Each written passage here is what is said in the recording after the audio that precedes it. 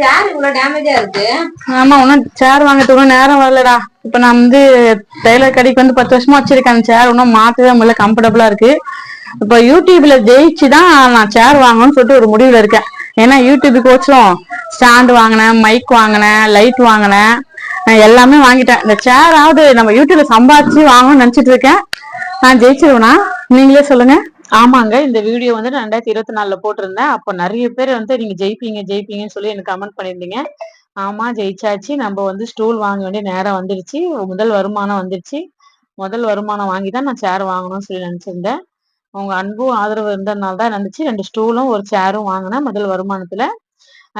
உங்க அன்பு ஆதரவுக்கும் ரொம்ப ரொம்ப ரொம்ப நன்றி.